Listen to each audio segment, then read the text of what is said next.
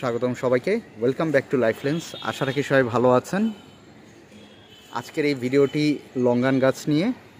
অনেকেই আমাকে মেসেজ করেছেন এবং জানতে চেয়েছেন কিভাবে আমি লঙ্গান গাছের যত্ন করি, কিভাবে লঙ্গান গাছে এত ফুল এসেছিল আমার গত বছর এবং এ থেকে এত পরিমাণে ফলন যে পেয়েছিলাম সেটা সম্পর্কেও জানতে চেয়েছেন।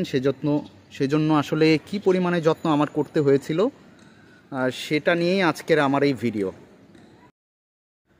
লঙ্গান গাছে ফুল বা মুকুল আসার জন্য কয়েকটি পদ্ধতি আসলে অবলম্বন করতে হয়। আজকে ভিডিওটি আমার সেগুলো নিয়েই। তো শুরুতেই যেটি করতে হয় সেটি হচ্ছে মাটিতে খাবার প্রয়োগ। এটি হচ্ছে মার্চ এপ্রিলের দিক থেকেই করতে হয়। এরপর যে কাজটি করতে হয়, গাছকে স্ট্রেসে রাখতে হয়। এটিও আমি বলে দিব কিভাবে এটি আপনারা করতে পারবেন।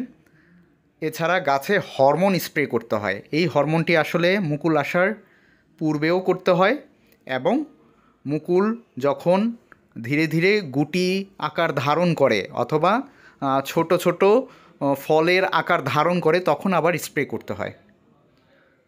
তো চলুন শুরুতেই আমরা দেখে নিই কীভাবে গাছে আপনারা খাবার প্রয়োগ করবেন, এবং এই খাবারটি কিন্তু এই মার্চ এপ্রিল মাসেই প্রয়োগ করতে হবে। আর আরেকটি বিষয় জানিয়ে দেওয়া ভালো, লঙ্গান গাছে কিন্তু ফুল আসে জুন জুলাইয়ের দিক থেকে। সুতরাং এই 2 থেকে 3 মাস আগেই আপনারা গাছে এই খাবারটি প্রয়োগ করতে হবে। এই 2-3 মাসের মধ্যে আর কোনো খাবার প্রয়োগ করা যাবে না।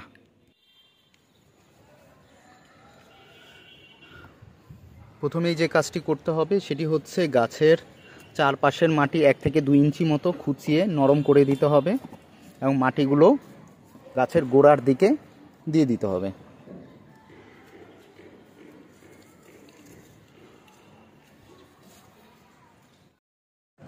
আমি আমার সকল ফল গাছের ক্ষেত্রে সুষমভাবে তৈরি করা জৈব সারই প্রয়োগ করে থাকি, কারণ এতে সকল ধরনের মাইক্রোনিউট্রিয়েন্টস রয়েছে যা গাছের জন্য আসলেই অনেক প্রয়োজনীয়।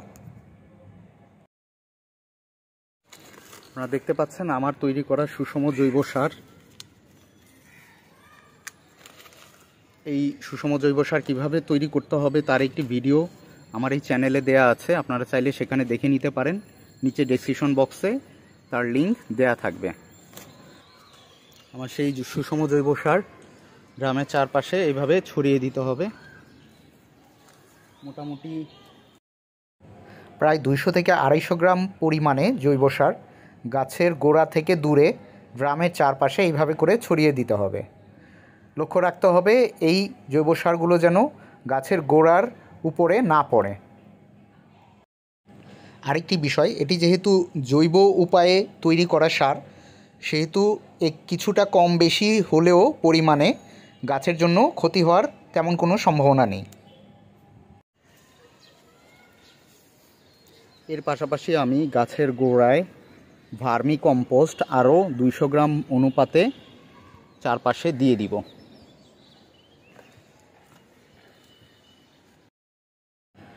কারো কাছে ভার্মি কম্পোস্ট না থাকলেও শুকনো পুরাতন গোবর একই পরিমাণে গাছের গোড়ায় এইভাবে দিয়ে তারপর ওই গোবরগুলো দিয়েই অথবা ভার্মি কম্পোস্ট দিয়ে আপনারা এই সারগুলো, সুষম জৈব সারগুলো ঢেকে দিবেন।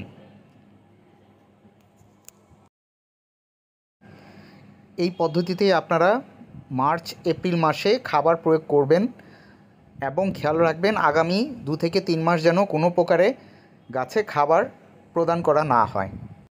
এই পদ্ধতিটি অনুসরণ করলে আপনাদের জুন জুলাইয়ের দিকে মুকুল হওয়ার সম্ভাবনা অনেকাংশে বেড়ে যাবে। এরপর থেকে নিয়মিত আকারে গাছে পানি প্রদান করতে হবে। তবে যখন জুন জুলাইয়ের দিকে যখন গাছে মুকুল আসবে তার ঠিক 15 থেকে 20 দিন আগ থেকে আপনারা গাছে পানি দেওয়া কমিয়ে দিবেন। গাছে পানি দেওয়া যখন কমিয়ে দিবেন সেক্ষেত্রে গাছ স্ট্রেসে চলে যাবে এবং গাছে মুকুল আসার সম্ভাবনা বেড়ে যাবে এবং প্রচুর পরিমাণে গাছে ফুল দেখতে পাবেন।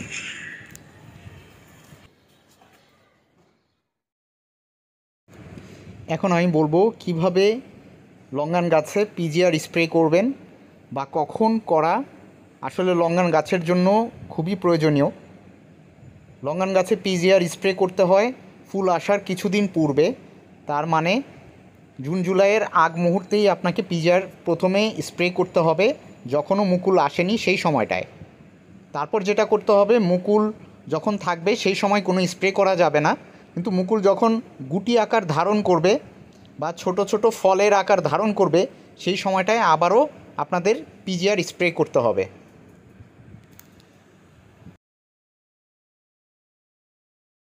এটি আমার গত বছরের লঙ্গান গাছের একটি ভিডিও চিত্র। আপনারা যারা এখনও আমার লঙ্গান গাছের ভিডিও দেখেননি তারা চাইলে আমার এই চ্যানেলে যে আমার লঙ্গান গাছের আগের ভিডিওগুলো দেখে নিতে পারেন। এটি সেই পিজিআর বা প্ল্যান্ট গ্রোথ রেগুলেটর, যেটি লিটোসেন নামে পরিচিত।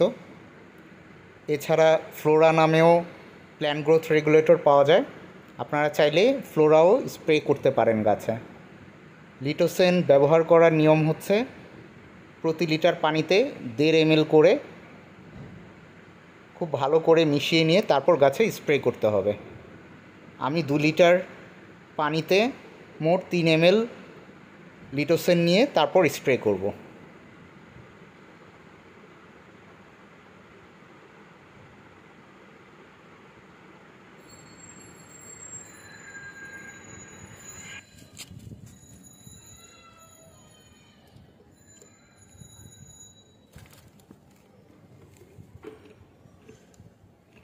এরপর বেশ ভালোভাবে ঝাঁকিয়ে নিতে হবে, পানির সাথে মিশিয়ে নিয়ে তারপর আমি গাছে স্প্রে করব।